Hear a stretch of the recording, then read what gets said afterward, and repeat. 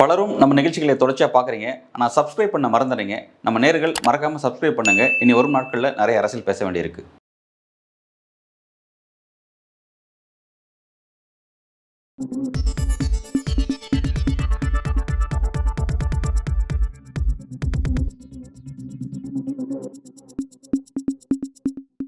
வணக்கம். இன்றைக்கு நம்முடன் அரசியல் பேசுவதற்காக திராவிட இயக்க சிந்தனையாளர் திரு வல்லம் பஷீர் அவர்கள் இணைந்திருக்கிறார். சார் வணக்கம். வணக்கம். சார் தற்போதைக்கு நாட்டினுடைய குடியரசு துணைத் தலைவர் போஸ்ட் வந்து காலியாக இருக்கு. ஜெகதீப் தன்கர் வந்து திடீர் ராஜினாமா செஞ்சதுனால அந்த போஸ்ட் காலியாக இருக்கு. அந்த பதவியை வச்சு பல அரசியல் கணக்குகள் வந்து இந்திய அரசியல பேசப்படுது. குறிப்பா பாத்தீங்கன்னா அந்த இடத்துல யாரை இனிஷியேட் பண்றது? பீகாரோட முதல்வரா இருக்கக்கூடிய நிதிஷ் இனிஷியேட் பண்றாங்களா? அல்லது வேற யாருக்காவது காய் நகர்த்துறாங்களா? அப்படிங்கிற மாதிரியான ஒரு டிபேட் ஒன்று போயிட்டு இருக்கு. இது ஒரு பக்கம் போயிட்டே இருந்தாலும் சைமல்டேனியஸா இன்னொரு விஷயங்கள் பேசப்படுது. அது என்ன அப்படின்னா, யாரு பாஜகவுடைய அடுத்த தேசிய தலைவர் அப்படின்ற ஒரு டிபேட் ஒன்று போயிட்டு இருக்கு. அந்த இடத்தை பொறுத்த வரைக்கும் அந்த இடத்துல வந்து அமித்ஷாவும் மோடி தான் பெரிய ரோல் பண்ணுவாங்க. அவங்கள தாண்டி ஆர்எஸ்எஸ் பெரிய ரோல் பண்ணிடுச்சு அப்படின்னா, அப்படி ஆர்எஸ்எஸ் முடிவு பண்ண ஒரு நபரை கொண்டு வந்து நாம வந்து ராஜ்யசபா சபாநாயகர் ஆக்கிட்டு அந்த இடத்துல நம்மளுடைய ஆளை வச்சுக்கலாம் அப்படின்ற மாதிரி மோடி ஒரு கணக்கு போறதா சொல்லப்படுது. உண்மையிலே இந்த நகர்வுகளை நீங்க எப்படி பாக்குறீங்க? குடியரசு துணைத் தலைவர் பொறுப்பு ராஜினாமாவுக்கு உட்படுத்தப்பட்டிருக்கிறது என்பதற்கு பின்னாலேயே அரசியல் இருக்கிறது. நீங்க குடியரசுத் தலைவர் தேர்வு, துணை குடியரசுத் தலைவர் தேர்வு என்பது ஏதோ அரசியலுக்கு அப்பாற்பட்ட ஒரு நிகழ்வு என்று எல்லோரும் கருதி கொண்டிருக்கிறார்கள். அதுதான் முழுக்க முழுக்க அரசியல் சார்ந்த ஒன்று. ஏன்னா நீங்க ஒவ்வொரு முறையும் எதை நிறைவேற்றி அனுப்புகிறீர்களோ அதை ஒப்புதலுக்கு யாருக்கு அனுப்பணும்னா குடியரசுத் தலைவருக்கு தான் அனுப்பணும். அப்போ ஒரு ஒன்றிய அரசு யாரை குடியரசுத் தலைவராக வைக்க வேண்டும் என்று முடிவெடுக்கிறார்களோ அவர்கள் லாப நட்ட கணக்குகளை கருதித்தான் குடியரசுத் தலைவர் பொறுப்புக்கு ஆட்களை நிறுத்துகிறார்கள். இப்ப எனக்கு தெரிய சுதந்திர இந்தியாவில் இங்க வி கிரி, அதே போல நம்முடைய வெங்கட்ராமன், இவர்கள் எல்லோரும் வந்து துணை குடியரசுத் தலைவர் பொறுப்பை ராஜினாமா செஞ்சாங்க. அவங்கெல்லாம் ராஜினாமா செஞ்சதற்கு பிறகு குடியரசுத் தலைவராக வந்தார்கள். ஒரு மருத்துவ காரணத்தை சொல்லி ஒருவர் தன்னுடைய குடியரசு துணைத் தலைவர் பொறுப்பை ராஜினாமா செய்திருக்கிறார்னா அது வரலாற்றில் முதல் முறையாக ஜெகதீப் தன்கர் தான். இன்னொன்னு, அவருக்கு ஒன்றும் அப்படி ஒன்றும் பெரிய மருத்துவ ரீதியிலான ஏதோ ஒரு நீண்ட சிகிச்சை தேவைப்படுதுங்கிறது மாதிரியான உடல் நலம் இல்லை. அவர் வந்து பார்லிமெண்ட் அஃபேர்ஸ் கமிட்டி மீட்டிங் எல்லாம் கண்டக்ட் பண்ணிட்டு எல்லாம் சுமூகமா முடிச்சுட்டு அன்னைக்கு இரவு முடிவெடுக்கிறாரு. அப்போ அதுல இடைப்பட்ட நேரத்துல என்ன நடந்தது அப்படிங்கிறதுக்கு பின்னால ஒரு அரசியல் இருக்குன்றதான் நான் வந்து புரிஞ்சுக்கிறேன். இப்ப இதோடு தொடர்புடையதாக இருக்கிறதா பாஜக தேசிய தலைவருடைய தேர்வு அப்படின்னு பார்த்தா இதை ஒரு பக்கம் இப்படி நிறுத்தி வைப்போம். தேசிய தலைவர் பொறுப்பு காலாவதி ஆயிடுச்சு. காலாவதியாகி நெடுங்காலம் ஆயிடுச்சு. இன்னொன்னு, பாஜகவினுடைய கோட்பாடே என்ன, தத்துவம் என்ன அப்படின்னு சொன்னா, எவர் ஒருவர் அமைச்சரவைக்கு போறாரோ அவர் தேசிய தலைவராக இருக்க முடியாது. அதனாலதான் அமித்ஷா இல்லை, அதனாலதான் ராஜ்நாத் சிங் இல்லை, இப்படி பல விஷயங்கள் அதுலதான் நடந்தது. அது மாநில தலைவருக்கும் பொருந்தும். அதனாலதான் எல்முருகன் இருக்க முடியாம போச்சு. எல்முருகன் ஏன் பதவியை விட்டு போனாரு, அதனுடைய காரணமும் இதுதான். அப்ப இப்படி இருக்கிற போது இப்ப இருக்கிற தேசிய தலைவர் ரெண்டு ரோலையும் சைமல்டேனியஸா பிளே பண்ணிக்கிட்டே இருக்காரு அப்படிங்கிறது. இதுக்கு வந்து மோடியினுடைய ஆசீர்வாதம். மோடி வந்து தனக்கு சாதகமான ஒருவரை ஆர்எஸ்எஸ் கட்டுப்பாட்டை மீறி ஒருவரை கொண்டு வந்து நியமிக்கணும் அப்படிங்கிற அந்த இடத்துக்கு வந்திருக்காரு. அதனால அதற்குண்டான வேலைகள் நடந்துகிட்டு இருக்குன்னா எவ்வளவு காலமாக வேலை நடக்குது அப்படிங்கிறத நீங்க பார்க்கணும். அப்போ ஏதோ ஒரு உள்ளுக்குள் யுத்தம் நடந்து கொண்டே இருக்கிறது ஆர்எஸ்எஸ்க்கும் மோடிக்கும். அது என்ன யுத்தம் அப்படின்னா, நீ கொடுக்குற ஆளை போற்றக்கூடாதுங்கிற யுத்தம், மோடியுடைய ஆளை போற்றக்கூடாதுன்னு ஆர்எஸ்எஸ் தொடுக்கிற யுத்தம். இதற்கு நடுவில் தான் இந்த தலைவர் பொறுப்பு அப்படியே இருந்து கொண்டிருக்கிறது என்றுதான் நான் புரிந்து கொள்றேன். அப்போ அதே நேரத்துல இப்ப இருக்கிற இந்த துணை குடியரசுத் தலைவருக்கான தேர்வையும் இதையும் ஒன்றுபடுத்தி பார்க்கணுமானா நிச்சயமாக ஒன்றுபடுத்தி பார்க்கணும். ஏன் அப்படின்னு சொன்னா, எய்தர் இந்த போஸ்ட் நார் அந்த போஸ்ட் அப்படிங்கிற அந்த இடத்துக்கு கொண்டு வந்து மோடி நிறுத்துகிறாரா ஆர்எஸ்எஸ், இல்ல ஆர்எஸ்எஸ் மோடியை நிறுத்துகிறதா? இப்ப இதுதான் இங்க இருக்கிற கேள்வி. இந்த பிளான், மாஸ்டர் பிளான் யாரோடது? மோடியுடையதா, ஆர்எஸ்எஸ் உடையதா? இப்போ இதுல என்ன கேள்வி எழுதுன்னா, ரெண்டு பேருக்கு யாருடைய பிளானாக வேண்டுமானாலும் இருக்கட்டும். ஆனா ஒரு $1 மில்லியன் கொஸ்டின் இங்க இருக்கு. அது என்ன அப்படின்னு சொன்னா, நீங்க ஒரு அதிகாரத்தையே அசைச்சு பாக்குறீங்க. உங்களுடைய தனிப்பட்ட விருப்பு வெறுப்புகளுக்காக, உங்களுடைய தனிப்பட்ட அரசியல் லாப நட்ட கணக்குகளுக்காக துணை குடியரசுத் தலைவருக்கு ஒரு நெருக்கடியை கொடுத்து ராஜினாமா செய்ய வச்சிருக்கீங்க அப்படிங்கிற அந்த இது இருக்குல்ல, ஆஸ்பெக்ட் இருக்குல்ல, அது இந்திய ஜனநாயகத்துக்கு விடுக்கப்பட்டிருக்கிற மிகப்பெரிய சவால்னு தான் நான் புரிஞ்சுக்கிறேன். என்ன சவால்? ஏன் அப்படி என்ன சொல்லிட முடியும் அப்படின்னா, நீங்க வந்து ஒரு துணை குடியரசுத் தலைவர் யாருங்க? இந்தியாவினுடைய ஃபர்ஸ்ட் லேடி அப்படின்னு கேட்டா திரௌபதி முர்மு தான். அப்போ குடியரசுத் தலைவர் என்பவர் தான் இந்தியாவினுடைய முகம். முதல் பெண்மணி அவங்க தான். இப்ப 2வது இடத்துல யாருங்க இருக்கா அப்படின்னு கேட்டா ஜெகதீப் தன்கர் தான் இது வரைக்கும் இருந்தாரு. இப்ப ஜெகதீப் தன்கர் அந்த இடத்துல இல்ல. அப்போ நீங்க வந்து இந்தியாவினுடைய முகம்னு நான் சட்ட ரீதியாகவே சொல்றேன். இந்தியாவினுடைய முகம்னு அறியப்படுகிற நீங்க வெளிநாடுகளுக்கு போய் வந்தா உங்களுக்கு தெரியும். எந்த இடத்துலயும் மோடியினுடைய படம், பிரைம் மினிஸ்டர் படம் வைக்க மாட்டாங்க. பிரசிடென்ட்டுடைய படம் தான் வச்சிருப்பாங்க. வளைகுடா நாடுகள்ல குறிப்பா நீங்க பாத்தீங்க அப்படின்னு சொன்னா அமைப்புகள் வச்சு நடத்துறாங்கல்ல, அவங்களுக்கு சொந்தமான கட்டிடங்கள்ல பாத்தீங்கன்னா திரௌபதி முர்மு அம்மையாருடைய படம் அந்த நாட்டினுடைய மன்னர் அல்லது அந்த நாட்டினுடைய அதிபர் படம் தான் வச்சிருப்பாங்க. அப்போ வெளி உலக பார்வைக்கு என்னவாக இருக்கிறது இந்தியான்னா, பிரசிடென்ட்ன்றவருக்கு ப்ரையாரிட்டி கொடுக்கிற நாடாகத்தான் ஜனநாயக கட்டமைப்பு இங்க இருக்கு. குடியரசுத் தலைவருக்கு தான் முகம், முகவரி எல்லாமும். அந்த துணை குடியரசுத் தலைவருக்கு அடுத்த நிலையில் இருக்கிற துணை குடியரசுத் தலைவரையே உங்களால மிரட்டி பணிய வைக்க முடியும் அப்படின்னு சொன்னா, அப்ப எந்த அளவுக்கு நீங்கள் ஒரு மோசமான முன்னுதாரணமாக மாறிக்கொண்டிருக்கிறீர்கள் என்பதை எல்லோரும் கவனிக்கிறாங்க. இத பத்தி நீங்க சிந்திக்கிறீங்களா இல்லையா அப்படிங்கிறதுக்கு பின்னால இப்படி ஒரு மோசமான நிலைக்கு வந்து சேர்ந்ததற்கு பிறகு இந்தியா என்கிற ஜனநாயக நாடு எவ்வளவு பெரிய கேள்விக்குறியாகி இருக்கிறது, அதனுடைய கட்டமைப்பு எவ்வளவு பெரிய ஒரு இடர்பாட்டை சந்தித்துக் கொண்டிருக்கிறது அப்படிங்கிறது தான் இங்க இருக்கிற பிரதானமான கேள்வி. இப்ப இதுல இன்னொரு ஆஸ்பெக்டும் இருக்கு. 2 நாட்களாக வரக்கூடிய டெல்லி வட்டாரத்திலிருந்து வரக்கூடிய செய்தி என்னன்னா, துணை குடியரசுத் தலைவராக முன்னாள் நீதிபதி சந்திரசூட் அவர்கள் நியமிக்கப்படுவதற்கான வாய்ப்புகள் இருக்கு. அவர் அந்த இடத்துக்கு கொண்டு வர போறாங்க அப்படிங்கிற செய்தி டெல்லி வட்டாரத்திலிருந்து மெல்ல கசிய துவங்கி இருக்கு. அதற்கு என்ன முகாந்திரங்கள் இருக்கு அப்படின்னு சொன்னா, ஏற்கனவே பல கமிட்மெண்ட் நம்ம வந்து எனக்கு நல்லா ஞாபகம் இருக்கு. நம்ம நியூஸ் போக்கஸ் வாயிலாகத்தான் பேசணும். சந்திராசூட் என்பவர் எப்படி கொண்டாடப்பட்ட மனிதராக இருந்தாரோ அதே சந்திராசூட் தான் என்னவாக இருந்தாரு, ஒரு தீர்ப்பை சாதகமாக தந்து அந்த தீர்ப்பு அடுத்த கட்டத்துக்கு போகாமல் பார்த்து கொண்டு இன்னொரு தீர்ப்பை பாதகமாக தருவது. எதற்கு? ஜனநாயகத்துக்கு பாதகமாக தருவது. அவர் கொடுத்த தீர்ப்பு எல்லாமே சம்மட்டியடி தீர்ப்பு. நாமே புகழ்ந்து பேசியிருப்போம், நாமே வியந்தோதி பார்த்திருப்போம். ஆனா அடுத்த கட்டமா என்னவாக இருக்கும்னா, அதனுடைய டெவலப்மெண்ட் என்ன, ப்ராக்ரஸ் என்ன, எதுவுமே இருக்காது. இப்போ உதாரணத்துக்கு நம்ம வச்சுக்குவோமே, தேர்தல் பத்திரங்கள் வழக்கு. சந்திராசூட் வானலாவ புகழப்பட்டார். ஜனநாயக சக்திகள் அப்பா அவரை ஆராதித்து மகிழ்ந்தது. இன்னும் சொல்ல போனா காட் ஆஃப் லான் எல்லாம் பேசிட்டாங்க நிறைய பேர். அவர்தான் சட்டத்தினுடைய கடவுள், அந்த அளவுக்கு நியாயமாக நடந்துட்டாரு அப்படின்லாம் பேசிட்டாங்க. ஆனா இன்னைக்கு என்ன ப்ராக்ரஸ் சொல்லுங்க? எஸ்பிஐக்கு அழுத்தம், தேர்தல் ஆணையத்துக்கு அழுத்தம், பாஜகவுக்கு அழுத்தம், இவ்வளவும் நடந்தது இல்லை. என்ன ப்ராக்ரஸ்? இன்னைக்கு என்ன நிலைமை? அந்த வழக்கு பத்தி ஏதாவது தகவல் இருக்கா? அதன் மூலமாக தவறுகள் நடந்ததாக சொல்லப்பட்டதே அதெல்லாம் சரி செய்திருக்கீங்களா, ரெக்டிஃபை பண்ணிருக்கீங்களா? அப்போ இதுல இருந்து என்ன புரியுதுன்னா, நேரடியாக நான் வந்து மற்ற நீதியரசர்கள் மாதிரி உங்க பக்கம் நிக்க மாட்டேன், ஆனா உங்க பக்கம் நிப்பேன் அப்படிங்கிற அந்த ஸ்டாண்ட் எடுத்து போனார்ல, அந்த ஸ்டாண்டுக்கு பின்னால ஏதோ ஒரு அரசியல் கணக்கு இருக்குன்னு அன்னையிலிருந்து இன்னைக்கு வரைக்கும் எல்லாரும் சொல்றாங்கல்ல, அது யதார்த்தமான உண்மை. அப்ப அந்த இடத்துக்கு வருது. அப்ப இன்னொரு கேள்வி இங்க எழுது. அப்ப RSS உடைய சாய்ஸாவும் இருக்காரா சந்திராசூட்?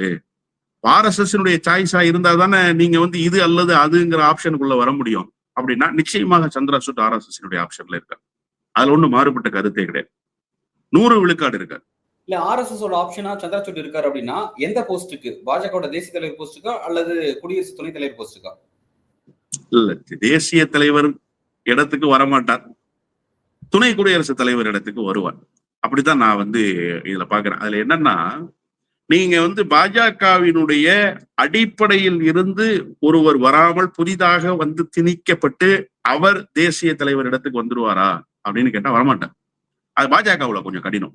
அப்படி செய்ய மாட்டாங்க. பாஜகவினுடைய கட்டமைப்புக்குள்ள பாஜகவுக்குள்ளேயே ஒரு ஆளை புதிதாக உருவாக்குவார்களே தவிர அந்த இடத்துக்கு வரமாட்டாங்க. இன்னொன்னு நீங்க நல்லா யோசிச்சு பாருங்களேன், இப்ப RSS ஆப்ஷன்லயும் சந்திரா சூட் இருக்காரு. அது எப்படின்னா, RSSக்கு வந்து ஒரு அழுகுற பிள்ளைக்கு இந்த பால் பாட்டில வாயில வைப்பாங்கல்ல, அந்த மாதிரியான வேலை இப்ப மோடி செய்யறது.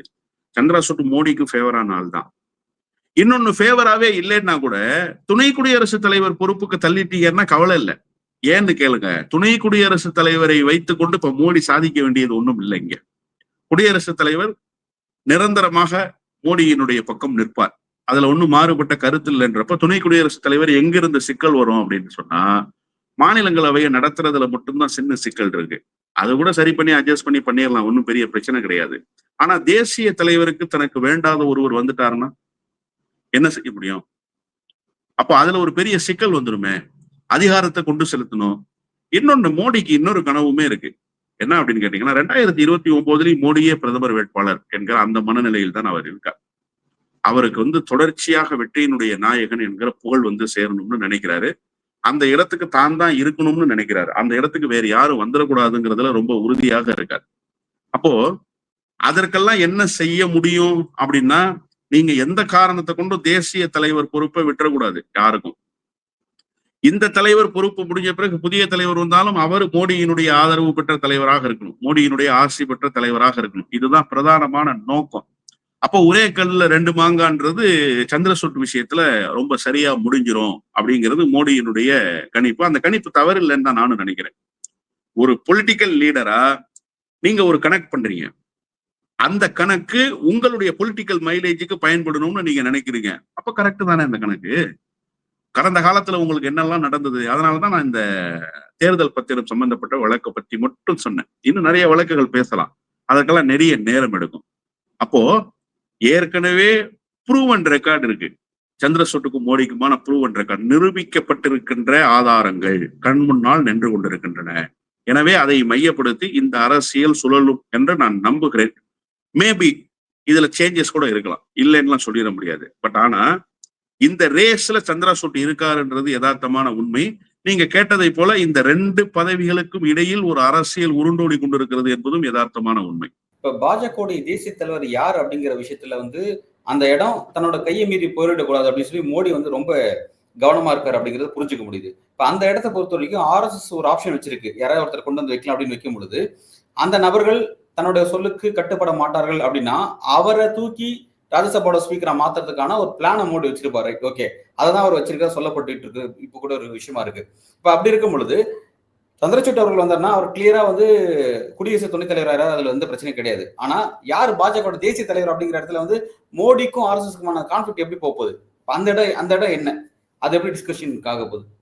இல்ல இப்ப அதுல பெரிய சிக்கல்கள் உருவாகும் அப்படிங்கிறது தான் நான் கணிக்கிறேன். என்ன அப்படின்னு சொன்னா, இவ்வளவு பெரிய மாஸ்டர் பிளான மோடி எக்ஸிக்யூட் பண்ணணும்னு நினைக்கும் போது மோடியவே இந்த இடத்துல கொண்டு வந்து வச்ச RSS ஒரு மாஸ்டர் பிளான் வச்சிருக்கும்ல, நிச்சயமாக இருக்கும் RSSக்கு அந்த மாஸ்டர் பிளான். இன்னொன்னு, RSS கணக்கே அந்த நூற்றாண்டு விழாவை நோக்கிய கணக்கு தான். அந்த நூற்றாண்டு விழாவை முடித்து அந்த நூற்றாண்டை கடந்ததற்கு பிறகு RSS ஒரு முடிவு எடுக்கணும். அது என்ன முடிவாக இருக்கும் அப்படிங்கிறது தான் இங்க இருக்கிற $1 மில்லியன் கொஸ்டின். RSS அனுதாபிகள் சொல்ற கருத்து என்னன்னா, மோடியவே மாத்தணும் அப்படிங்கிறது தான் RSS கணக்கு. அந்த அந்த நூற்றாண்டுக்கு முன்பாக சலசலப்பு வேண்டாம். எப்படி மராட்டிய மாநிலத்துல ஒரு அதிகார மையம், அது பாரதிய ஜனதா கட்சி RSS சார்ந்து அவர்களுடைய ஆட்சி பீடமாக இருக்கோ, அதே மாதிரி ஒன்றியத்தில் பாரதிய ஜனதா கட்சி RSS ஆட்சி பீடம் இருக்கணும் அப்படிங்கிறதுல உறுதியா இருந்துதான் இந்த தேர்தல் வேலைகளை வழக்கத்துக்கு மாறா மராட்டிய மாநிலத்துல செஞ்சாங்கன்றத நாம மறந்துடக்கூடாது. அப்போ இதற்கு பின்னால் RSSக்கு ஒரு கணக்கு இல்லாமல் இருக்குமா? நிச்சயமாக RSSக்கு ஒரு கணக்கு இருக்கு. அது யாருடைய முகம்? அதான் இங்க $1 மில்லியன் கொஸ்டின். இப்ப என்ன செக்கு? யாரு? மோடி ஒரு செக் வச்சிட்டார்ல, துணை குடியரசுத் தலைவருக்கு நீங்க போட்டுக்கிறீங்களா இல்ல தேசிய தலைவருக்கு போட்டுக்கிறீங்களான்னு சொல்லிட்டு துணை குடியரசுத் தலைவருக்கு போட்டுக்கிறதுக்கு மட்டுமே RSS நோக்கி நகர்த்துறது. ஒருவேளை சூஸ் த பெஸ்ட்ல இதை டிக் பண்ணிட்டாங்கன்னா, தேசிய தலைவரை டிக் பண்ணிட்டாங்கன்னா என்ன பண்றது? அதை டிக் பண்ணிடக்கூடாதுங்கிறதுக்கு தான் அரசியல் நகர்த்துறது. இப்ப மோடிக்கு ஒரு செக்கு என்ன? பிரதமர் வேட்பாளரா தொடர்றியா, பாஜக தலைவராக உன் ஆளை போட்டுக்கிறியா? இப்ப இவர் ஒரு செக் வச்ச மாதிரி அவங்க ஒரு செக் வைப்பாங்களா? அதுதான் அவங்களுடைய மாஸ்டர் பிளான். இல்ல, பிரதமர் வேட்பாளர் அப்படிங்கிற விஷயத்துக்கு இன்னும் கிட்டத்தட்ட ஏறத்தாழ 4 வருஷம் டைம் இருக்கு. அதுக்கான டிஸ்கஷன் நீங்க நீங்க ரொம்ப தெளிவா ஒரு விஷயத்தை புரிஞ்சுக்கங்க. வேட்பாளருங்கிற நிலைக்கு போகவே தேவையில்லை. ஏன் இப்ப பிரதமரை மாத்தக்கூடாதா? மாத்த முடியாதா? இப்ப எப்படி மாத்த அது மாதிரி முடியாது? மாறினது இல்லையா? இல்ல நான் கேட்கிறேன், இடைப்பட்ட காலத்துல பிரதமர் மாற முடியாதா? அப்படி நினைக்கிறீங்களா நீங்க? மாற முடியாதுன்னு. நிச்சயமாக 100 விழுக்காடு மாற முடியும். இல்ல இப்ப ஏன் மாற முடியாது? இல்ல. இப்ப என்ன கேள்வின்னா, இப்பவும் கூட பாஜகவை தாண்டி பிரதமர் மோடியோட பிம்பம் பிரபலம் அப்படிங்கிறது நாடறிஞ்ச விஷயம் அப்படிங்கிறது ஆர்எஸ்எஸ் ஒத்துக்கும். அவரை ரீப்ளேஸ் பண்றதுக்கான சரி நிகரான ஃபேஸ் எங்கேயும் கிடையாது. அப்படிங்கிறது யதார்த்தமா இருக்கு. அப்படி இருக்கும் பொழுது, இப்ப அந்த ஃபேஸ அங்கிருந்து மாத்துறது மூலமா, இனி வரக்கூடிய சட்டமன்ற தேர்தல்கள், பல மாநில சட்டமன்ற தேர்தலா இருக்கட்டும், அல்லது உத்தரப்பிரதேச சட்டமன்ற தேர்தலா இருக்கட்டும், இந்த மாதிரியான விஷயங்கள்லாம் எப்படி எப்படி ஃபேஸ் பண்ண போறாங்க? அதுக்கு என்ன திட்டம் வச்சிருக்காங்க? மோடியை ரீப்ளேஸ் பண்ணிட்டு வேற யார் இடத்துல ரீப்ளேஸ் பண்ண போறாங்க? இல்ல நிச்சயமாக மோடிக்கு ரீப்ளேஸ்மெண்ட் இல்லையான்னு கேட்டா இருக்கு. இல்லைன்னு எப்படி நீங்க சொல்ல முடியும்? ஏன் யோகி ஆதித்யநாத் அந்த இடத்துக்கு வர மாட்டாரா? குஜராத்திலிருந்து முதல்வராக இருந்த மோடி பிரதமராக வரலாம். உத்தரப்பிரதேசத்திலிருந்து முதல்வராக இருந்த யோகி ஆதித்யநாத் வரக்கூடாதா?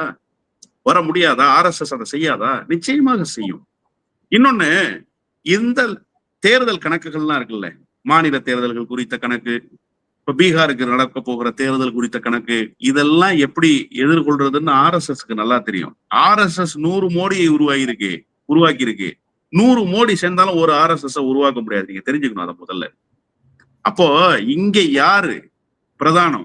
ஆர்எஸ்எஸ் தான் பிரதானம். இப்ப அந்த ரேஸ் இருக்குல்ல, பேரலல் ரேஸ், ஆர்எஸ்எஸ் பிஜேபின்ற பேரலல் ரேஸ் இருக்குல்ல, அந்த ரேஸ்ல நடுப்பற ஒரு கோடு போட்டுட்டே போயிட்டு இருக்கிறார் மோடி. நீங்க அதை தான் கவனிக்கணும். வாஜ்பாய் செய்யாததை, அத்வானி செய்யாததை, முரளி மனோகர் ஜோஷி செய்யாததை, அருண்ஜேட்லி செய்யாததை இப்போது மோடி செய்து கொண்டிருக்கிறார். இந்த பக்கம் பாஜகவுக்கு ஒரு தனி ட்ராக்கு, அந்த பக்கம் ஆர்எஸ்எஸ்க்கு ஒரு தனி ட்ராக்கு. இன்னொன்னு, ஆர்எஸ்எஸ் மிகுந்த கோபத்தில் இருக்கிறது. ஏன்னு கேளுங்க, நான் சொல்றேன். ராமர் கோயில் விவகாரம் என்பது ஆர்எஸ்எஸ் உயிர் கொள்கை தானே. அதை கட்டி முடித்தது. அதனுடைய பெயரும் பெருமையும் புகழும் யாருக்கு வந்து சேரணும்? ஆர்எஸ்எஸ்க்கு நியாயமா வந்து சேரணும்ல. ஆனா மோடிக்கு போய் சேர்ந்துச்சுல்ல. அது மோடி தன்னுடைய புகழாக புகழில் சேர்த்துக் கொண்டார். அதாவது தனக்கு தலையில் இருக்கக்கூடிய கிரீடத்தில் அதை ஒரு வைரக்கல்லாக மாற்றிக் கொண்டாரே தவிர, அதை ஆர்எஸ்எஸ்க்கு புகழ் சேர்க்கிற வண்ணம் மோடி கொண்டு வரவே இல்லைன்றது ஒரு மிகப்பெரிய வருத்தத்துக்கு ஆர்எஸ்எஸ் உள்ளாகி இருக்கு. அப்ப ஆர்எஸ்எஸ்க்கு ஒரு கணக்கு இருக்கும் தானே. அதாவது மோடிக்கும் ஆர்எஸ்எஸ்க்குமான கான்ஃபிளிக்ட் என்ன அப்படிங்கிறது நாடறிஞ்ச விஷயம். நாமளும் அதை பத்தி நிறைய பேசியிருக்கோம். அது இருக்குங்கிறது மறுக்க முடியாத ஒண்ணு. ஆனா இப்ப என்னோட கேள்வி என்னன்னா, இப்ப வந்து 75 இயர்ஸ் கம்ப்ளீட் ஆயிடுச்சு அப்படிங்கிறதுக்காக, இல்ல அது அந்த ஒரு காரணத்தை கொண்டோ, அல்லது வர இருக்கக்கூடிய காலகட்டத்துல வேற ஒரு புதிய வேட்பாளர், பாஜகவுக்கு ஒரு பிஎம் வேட்பாளர் வேணும் அப்படிங்கிறதுக்காக இப்பவே அதை மாற்றத்துக்கான ஒரு வேலையில் இறங்குறதுக்கோ, அந்த அளவுக்கு செய்யறதுக்கு ஆர்எஸ்எஸ் வந்து மோடியை தாண்டி ஒரு வலிமை பெற்ற ஒரு அமைப்பா இல்ல ஆர்எஸ்எஸ். இப்பவும் higher authority superior power Modi கிட்ட தானே இருக்கு. அவரை தாண்டி அந்த விஷயங்களை செஞ்சிட முடியுமா? எப்படி அதை புரிஞ்சுக்கிறது? சார், சித்தாந்தமே ஆர்எஸ்எஸ் தான் சார். நீங்க ஒரு விஷயத்த புரிஞ்சுக்கவே மறுக்கிறீங்க. ஆர்எஸ்எஸ் நான் கேட்கிறேன், ஒண்ணு வேண்டாம். இல்ல ரொம்ப சிம்பிள். சித்தாந்தமான இருக்கட்டும், அந்த சித்தாந்தத்தை செயல்படுத்துறதுக்கு ஒரு ஃபேஸ் வேணும்ல, ஒரு கருவி ஒண்ணு வேணும்ல. அந்த கருவியை தானே மோடி இருக்காரு.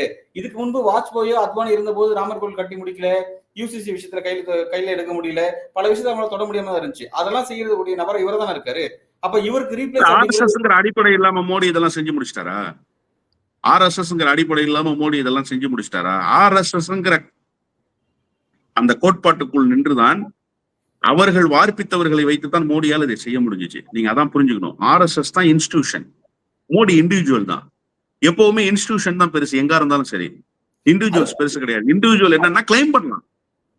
ஜஸ்ட் தே கேன் கிளைம், அவ்வளவுதான். கிளைம் பண்றவங்களே ப்ரொப்ரைட்டர்ஸ் ஆயிட முடியாது. நீங்க அதை தான் புரிஞ்சுக்கணும். கிளைம் பண்றதுங்கிறது வேற, ப்ரொப்ரைட்டர்ஷிப்ன்றது வேற. நீங்க உரிமை கொண்டாடலாம், ஆனா உரிமை கோருவது இருக்குல்ல, அத எனக்கு இந்த பேர் வந்து சேரணும்னு நீங்க கேட்கறது வேற, நான் தான் இதற்கு உரிமையானவன் என்று சொல்வது வேற. இப்ப மோடி அடுத்த இடத்துக்கு தான் வந்திருக்காரு. நான் தான் இதுக்கு உரிமையானவன் சொல்ற இடத்துக்கு தான் வந்திருக்காரு. இதுதான் ஆர்எஸ்எஸ் எரிச்சலோடு பாக்குது. இப்ப ஒண்ணு வேணாம், நீங்க ரொம்ப அழகா ஒரே ஒரு கேள்வி கேட்டீங்க. அது எப்படி சார் முடியும்? அது பெரிய பிம்பம் சார், அதனால முடியாது சார். Correct sir. பேரலா துணை பிரதமர்னு ஒருத்தரை கொண்டு வந்துட்டா என்ன செய்வீங்க? ஏன் வாஜ்பாய் பீரியட்ல அத்வானியை கொண்டு வரலையா? அப்போ அந்த அதிகாரத்தை பிரிக்கிறப்ப ஆட்டோமேட்டிக்கா நீங்க வந்து ஒரு வகையில 2 கையினுடைய ஓசையில் ஒரு கையினுடைய ஓசை குறையுதுன்னு நீங்க வச்சுக்கோங்க. அதுவே பெரிய செட்பேக் தானே. அதுக்கான வாய்ப்பு இருக்கா? இல்ல அந்த இடத்த நகரத்துக்கு ஆர்எஸ்எஸ் அந்த இடத்தை நோக்கி நகர மோடி விட்டுருவாரா?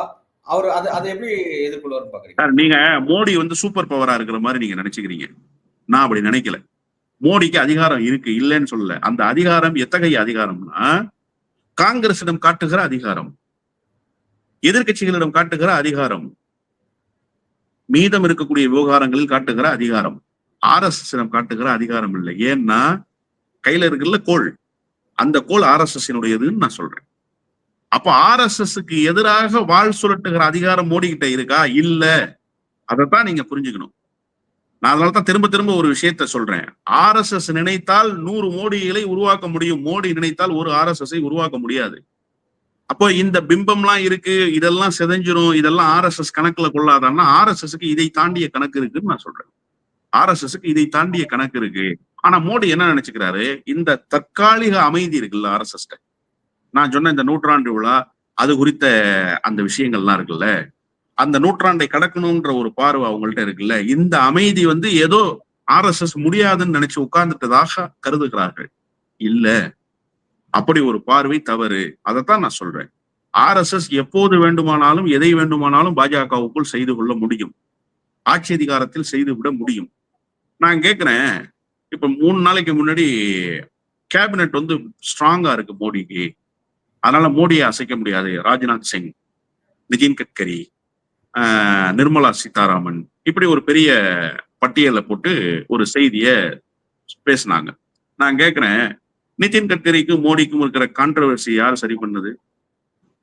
நிர்மலா சீதாராமன் RSS சொல்றதை கேட்பாங்களா, இல்ல மோடி சொல்றதை கேட்பாங்களா? அட்லாஸ்ட் நிக்கும் போது 2 கார்னர்ஸ் நீங்க நிறுத்திடுங்க. இது ஒரு கார்னர், அது ஒரு கார்னர். 2 கார்னர் ஃபைட் வந்துருச்சு உள்ளுக்குள்ள. RSS மோடியான்னு நிர்மலா சீதாராமன் யாரை ஆதரிப்பாங்கன்னு நீங்க நினைக்கிறீங்க? ஆப்வியஸ்லி RSS தான் ஆதரித்தாக வேண்டும். அதனால அந்த சித்தாந்தம் அப்படிப்பட்டது என்பதை உணர்ந்திருக்கிற காரணத்தால் நான் அதை சொல்றேன். இதுல மோடி எடுபட மாட்டார். எனவே எது வேண்டுமானாலும் நடக்கலாம். ஆனா இப்ப மோடியினுடைய கணக்கு சரியா போயிட்டு இருக்கு. அதுலயும் மாறுபட்ட கருத்து இல்லை. இப்ப இந்த துணை குடியரசுத் தலைவர் தேர்வும் தேசிய தலைவருக்கான தேர்வையும் ஒரு இடத்தில் கொண்டு நிறுத்தி இருக்கிறதுங்கிற இந்த அணுகுமுறை இருக்குல்ல, இது சரியான அணுகுமுறை. மோடிக்கு ஏதோ ஒரு வெற்றியை தரும், தோல்வி இருக்காது. ஆனா இது நிரந்தரமாக நீடிக்குமா அப்படின்னு கேட்டா நிச்சயமாக நீடிக்காது. RSS தன்னுடைய கையில் அதிகாரத்தை எடுக்கும். அன்றைக்கு மோடி வளைந்து கொடுத்தே ஆக வேண்டும். சார், அதை நோக்கி இந்த அரசியல் நகரதா அல்லது வேற ஏதாவது ட்விஸ்ட் இடையில காத்திருக்கு அப்படிங்கிறத நம்ம பொறுத்திருந்து பார்க்கலாம். உங்களோட வருகைக்கும் கருத்துக்கும் மிக்க நன்றி. நன்றி.